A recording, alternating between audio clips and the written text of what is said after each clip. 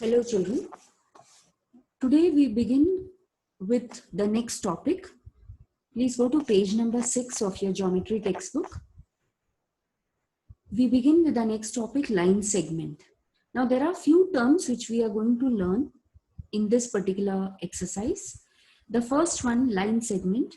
What it means is, now as the definition says, the union set of point A, point B and points between A and B is called segment AB. Now, what it basically means is, when you look at figure 1.6, when you consider point A, point B, and all the points which lie between them, that's called as segment AB, and it's written in short as seg AB. Okay, it can also be written as seg BA, which means one and the same. Now it is represented as length AB. So for that you write it as small l, and in brackets I write capital AB. Now the distance between A and B is represented as D, small d, and in bracket A comma B. Okay. Now suppose if the distance AB is 5, I can write it as length of AB is equal to 5. Next, ray AB, what it means is, now as shown in figure 1.7, let's say A and B are two distinct points. Now the union set of all points on the segment AB and the points P such that A dash B dash P is called ray AB. What it means is, it begins from the point A and then it can extend infinitely. The arrow indicates that this line is infinite. That's why it's called as ray AP. Okay, so it has a starting point, but it has no ending point. So that's ray AB. Next, line AB. The union set of points on ray AB and opposite ray of AB is called line AB. What it means is very simple. If I look at figure 1.7, I have a ray which is drawn and there is an arrow mark towards the P side. If I were to extend it on the other side also, that is from A towards the left, and I put an arrow mark there, I get line AB. Basically what it means is, you will have a line with arrows on both the sides, which means the line can extend on both sides infinitely. Okay. Congruent segments. If the length of two segments are equal, then the two segments are congruent. Now in this case you have AB and CD, the two line segments. Let's say the lengths of both of them are equal, then I can say that segment AB is congruent to segment CD.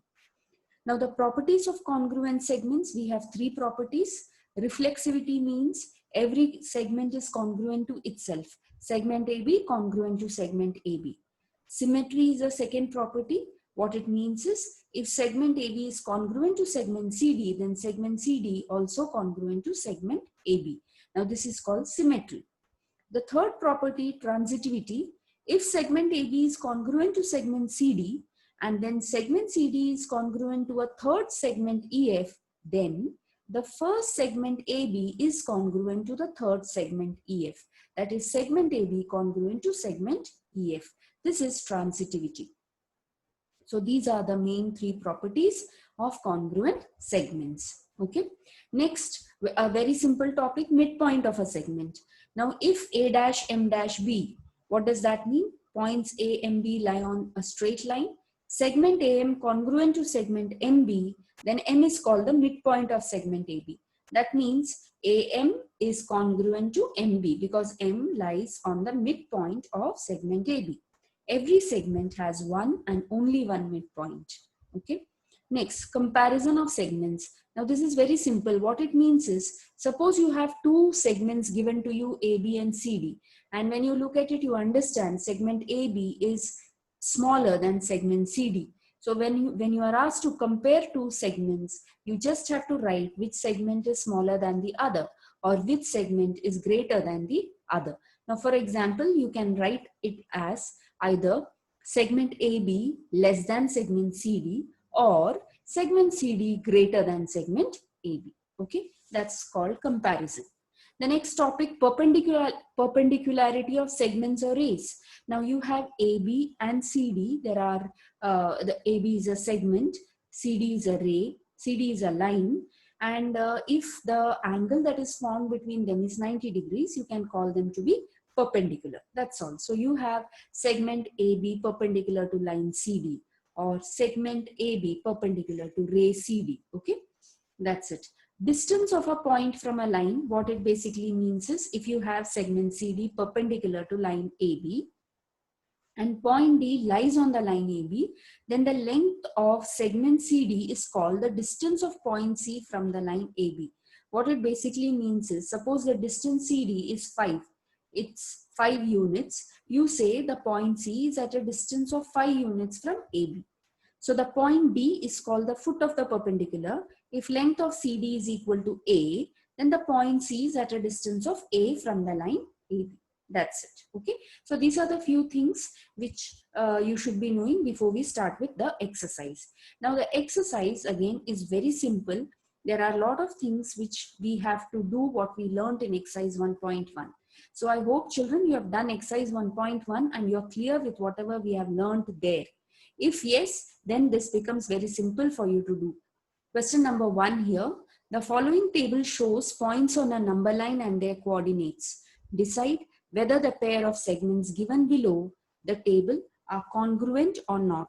Now you have certain points A, B, C, D, E. You are also given the coordinates for all of them. You need to find out whether the pair of segments are congruent. Now for example, the first question, segment DE and segment AB. Okay. Now what you have to do, just like how you did for exercise 1.1. Suppose I consider segment DE. What is the coordinate of D? -7. What is the coordinate of E? 9. How do I find the distance? The greater coordinate minus the smaller coordinate. So it's 9 minus -7. You find out the answer. Okay. So this is how we do it. Yes. Segment DE, the greater coordinate minus the smaller coordinate. So that's 9 minus -7, 9 plus 7, which is 16. So the distance DE is equal to 16 units. Now similarly for segment AB, find out what is the coordinate of A, what is the coordinate of B, which is the bigger coordinate? 5 minus -3. 5 plus 3 is 8, and therefore distance AB is 8 units. Now are these two distance same? Are these two segments congruent? No, because one of them is 16, the other one is 8. Therefore, segment DE is not congruent to segment AB. Okay. Similarly, we go to question number 2, segment BC and segment AD. When you look at the coordinates of segment BC, subtract the greater coordinate minus the smaller coordinate. 5 minus 2, you get answer 3 units. Similarly, the same thing when you do for AD, you get 4 units. Again, 3 and 4, they are not equal. So you write length of BC not equal to length of AD. Okay. So that's how you have to do that question. So I have done first and the second one. You have to try the third exactly in the same way. Okay. Now going to question number 2. Point M is the midpoint of segment AB. If AB equal to 8, find the length of AM. So very simple again. You are given segment AB, which is 8 units. M is the midpoint of AB. You are asked to find out what is the distance of AM. Now, since you know M is a midpoint, length of AM will be exactly half of AB. So half into length of AB, half into 8, which is 4 units. Okay. Now, question number 3. Point P is a midpoint of segment CD. So you are given segment CD. Point P is the midpoint of it. You are given the distance CP is 2.5. Find the length of the whole distance CD. So what should you do? Multiply it with 2 because CP is half of the whole distance. So 2.5 into 2 gives you 5 as your answer, which is length of CD. So I hope children you can do that by yourself. Okay. Question number 4. If AB equal to 5 centimeter, BP is equal to 2 centimeter, AP equal to 3.4 centimeter, compare the segments. So you have 3 different distances given to you with 3 different values and you are asked to compare all 3 of them. AB is 5 centimeter, BP is 2 centimeter, AP equal to 3.4 centimeter. So let's arrange it in the descending order. So you can do it either ways, either from the smaller one to the bigger one, or from the bigger to the smaller one. Here I've arranged it in the descending order, starting from 5, then 3.4, and the least value is 2. So I will write it as length of AB is greater than length of AP, greater than length of BP. Okay. So this is how you compare different segments. Okay. Next, we go to the next question, number 5. Now here, the answers of these, I am going to tell you how to do it, and I am going to tell you verbally. So pay attention and please understand how the answers have to be written. You just have to write it. So I'll tell you how. It's very easy to understand. Write the answers to the following questions with reference to figure 1.13. First question, write the name of opposite ray of ray RP. Now ray RP, if you look at the figure, RP ray, so that means it includes RPQ towards the right hand side. So can you tell me which is the ray opposite to that ray? On the opposite side, so it will be either you can write it as ray RS, or you could also write it as ray RT. Okay, ray RS or ray RT. That's the first answer. Second, write the intersection set of ray PQ and ray RP. Now ray PQ and ray RP are towards the same side, towards the right. What is the intersection of both? That means what is common between them? Ray PQ. Okay, so the intersection will be ray PQ. Okay, next. The third question, write the union set of ray PQ and ray QR. Ray PQ and ray QR. Now, if you look at this question, ray PQ is towards the right hand side, ray QR is towards the left hand side. Now, the final answer, the union of both will be line QR, line QR. Because since it extends on both the sides, that will be a line, and the points you will write it as QR. So the answer will be line QR. Okay. Question number 4. State the rays of which segment QR is a subset. State the rays of which segment QR is a subset. If QR has to be a subset of some other ray, which ray would it be a subset of? It would be either, state the rays of which segment QR is a subset. Yes. Now it could be QR is a subset. Yes. So it could either be ray QR, or it could also be ray RQ, right? State the rays of which segment QR is a subset. See, we are considering the ray QR.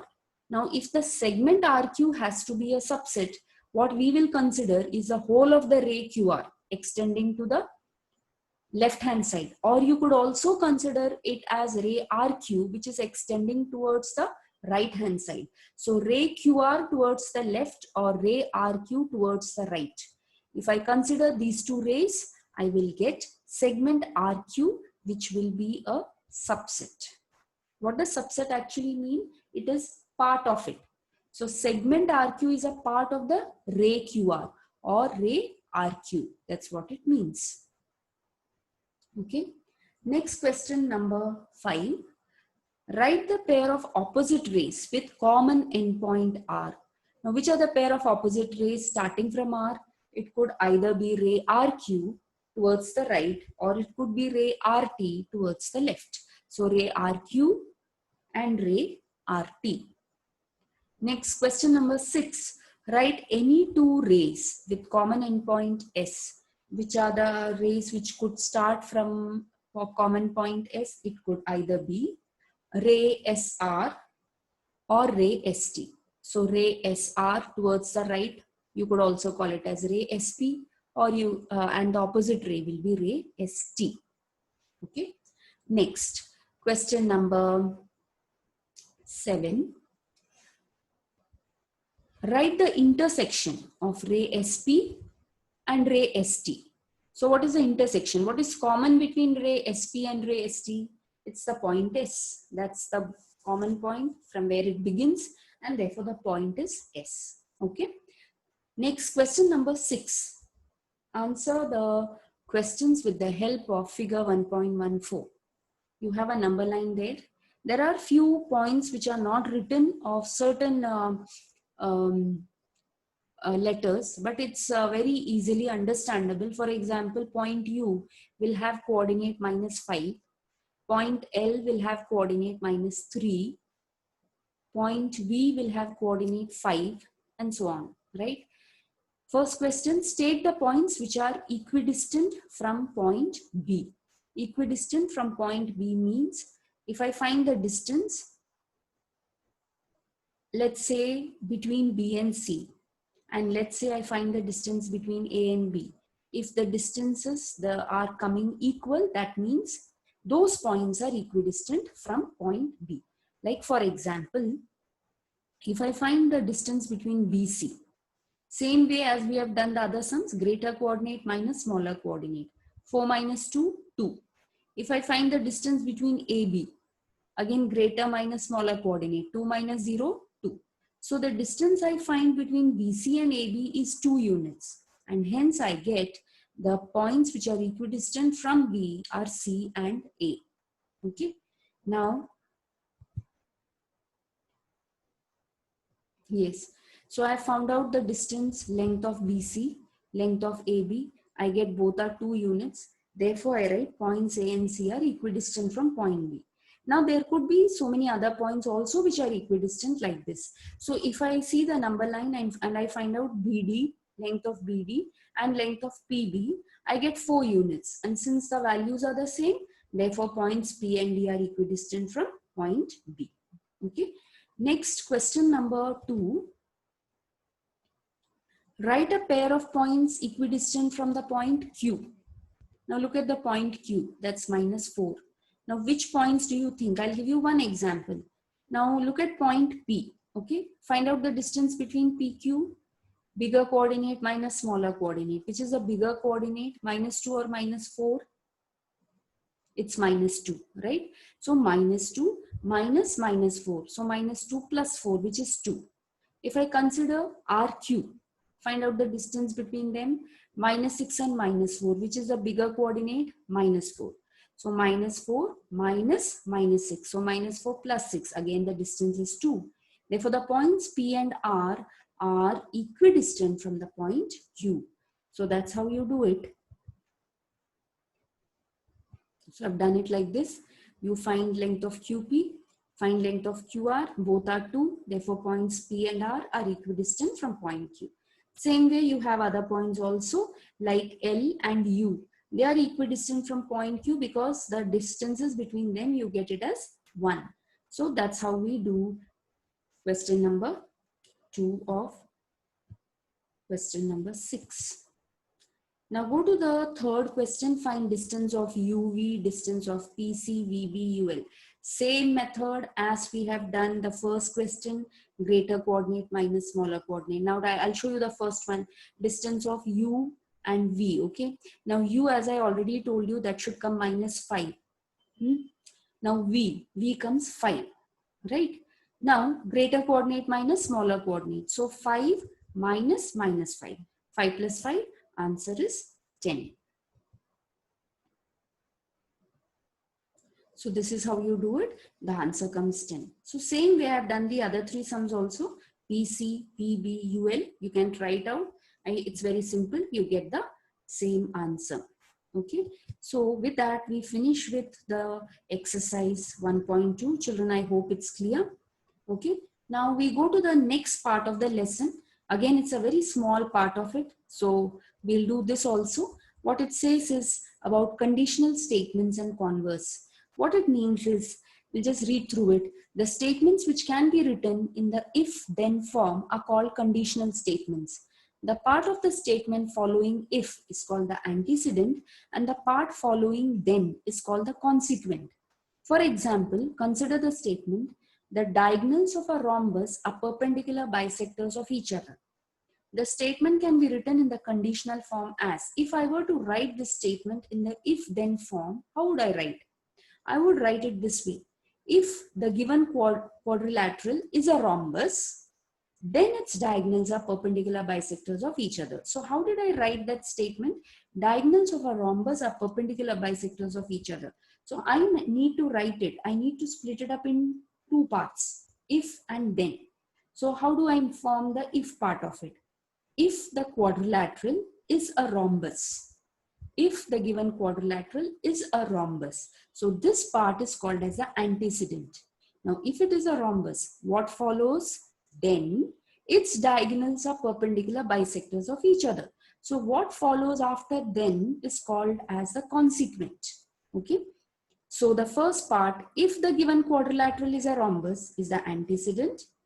Then its diagonals are perpendicular bisectors of each other is called as a consequent. Now, if the antecedent and the consequent in a given conditional statement are interchanged, that means the antecedent becomes a consequent, the consequent becomes the antecedent. If they get interchanged, it's called the converse of the given statement. Okay. If a conditional statement is true, its converse is not necessarily true. Study the following examples. Now, the first statement given to you here, if a quadrilateral is a rhombus, then its diagonals are perpendicular bisectors of each other. Now the antecedent is if a quadrilateral is a rhombus. And what is a consequent? Then its diagonals are perpendicular bisectors of each other. Now, when I say that we write this in the converse, how do I write the converse of this statement? How do I write it? Now the consequent should become the antecedent. Now the consequent here is the diagonals are perpendicular bisectors of each other.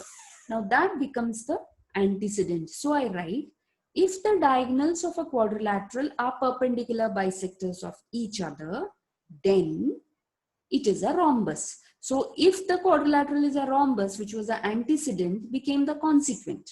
Children, I hope you are able to understand this. So the converse is, if the diagonals of a quadrilateral are perpendicular bisectors of each other, then it is a rhombus. Okay. Now, in the above example, the statement and the converse are both true. Now, not necessary always. Look at the next statement. The next statement says, if a number is a prime number, then it is even or odd. Now, let's just quickly understand what's a prime number. A prime number is one which has only the number and 1 as its factors. For example, start with number 1. Is it a prime number? No, it's a unique number. Go to number 2. That's a prime number because the factors are only 2 and 1. Go to number 3. Again, the factors are only 3 and the number 1. Go to number 4. Is it a prime number? No, because what are its factors? 2 into 2 is 4. So it has 1, 2 and 4 as its factors, right? Therefore, it's not a prime number, it's a composite number. So which are the prime numbers? You have 2, 3, 5, 7 and so on. All right. Now look at the statement. Come back to your statement. If a number is a prime number, then it is even or odd. So you have a prime number. It could be even or odd. Let's write the converse of it. What is a converse? If a number is even or odd, then it's a prime number. Okay. Now there's no problem with the converse, how you have written. But is it true? What does it mean if a number is even or odd? So 2, 3, 4, 5, 7, whatever. It's a prime number. Is it true? No. See, 2, 3, 4. Now 4 is an even number. Is it prime? No. Let's go to another odd number. Let's say, no, those numbers are all odd and they are prime.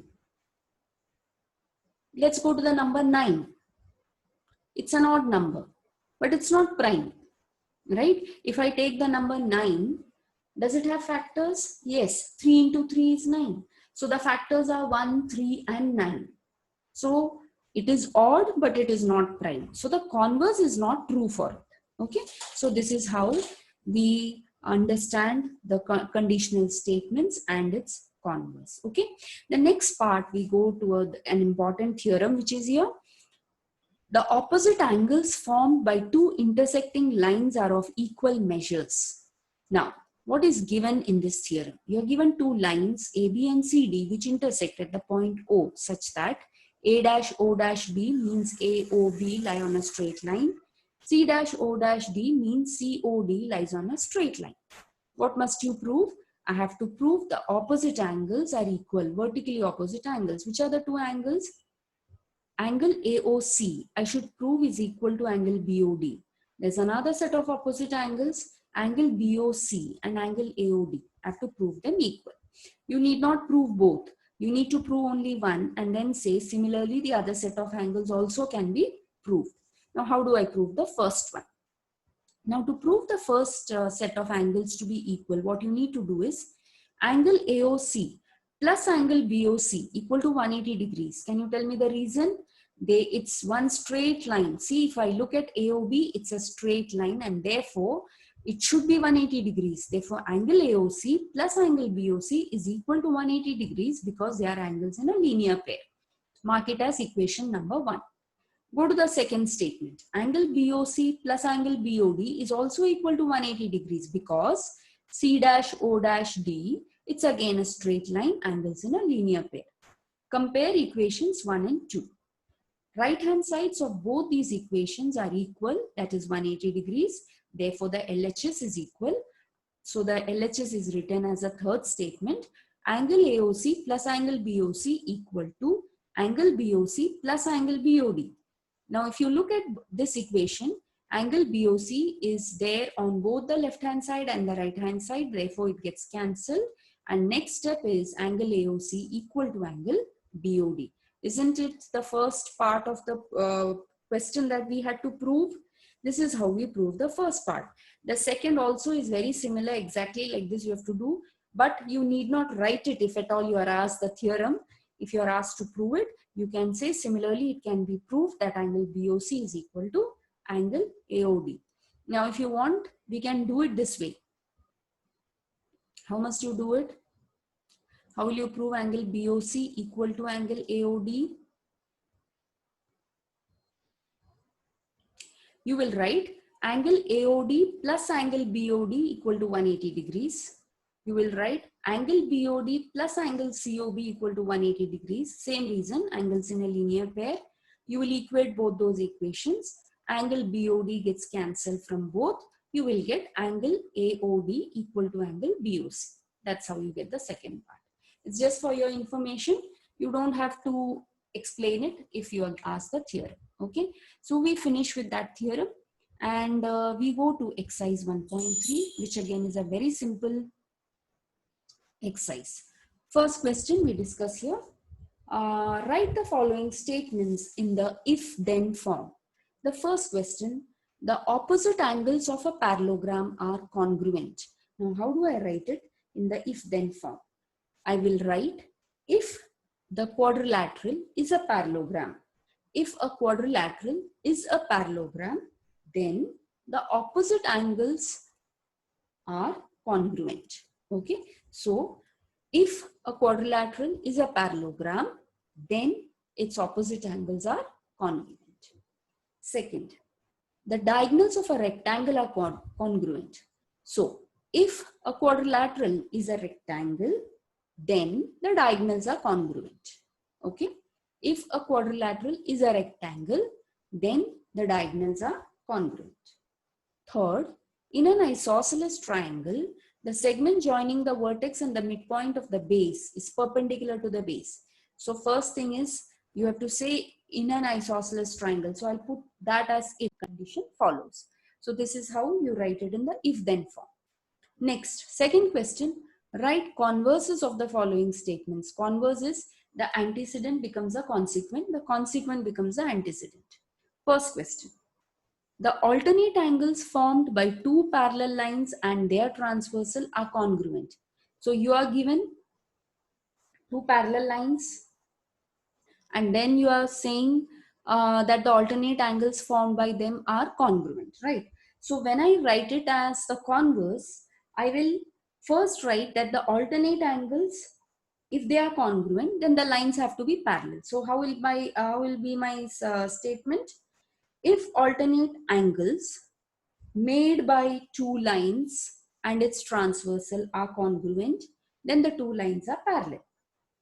Okay, I'll read it again. If the alternate angles made by two lines and its transversal are congruent, then the lines are parallel. Okay. Second, if a pair of interior angles made by a transversal of two lines are supplementary, then the lines are parallel. Now here, they have not emphasized on the lines being parallel. They have told you that the interior angles are supplementary. Then the lines are parallel. So how do I write the converse? I'll emphasize that the lines are parallel. Then the interior angles become supplementary. So what will be my antecedent? If two lines are parallel and they are intersected by a transversal, then the interior angles so formed are supplementary. Children, I hope you are able to understand what I am trying to tell you. Right? Now, in this question, interior angles formed by two lines are supplementary.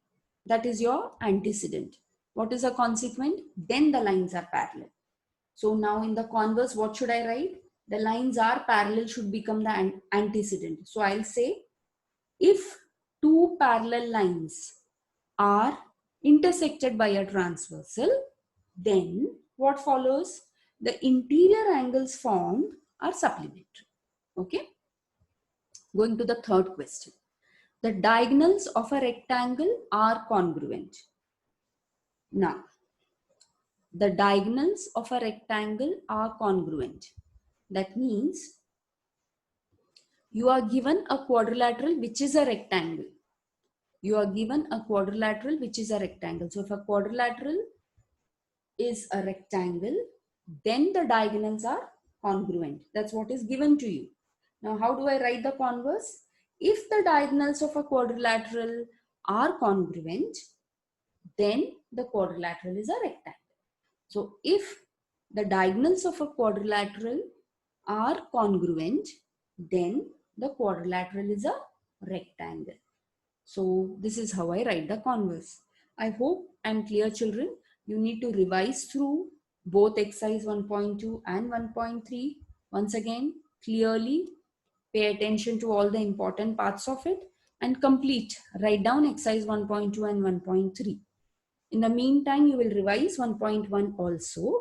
So when I come with the next class, you would have finished all three and you can try out sums from problem set 1. There are 10 questions. You can try them out. The first 2 or 3 questions are very simple. So try out as many questions as you can that you are able to do, so that when I discuss these sums with you, it becomes easy for you to understand. Okay. So that's all for today, children. Thank you.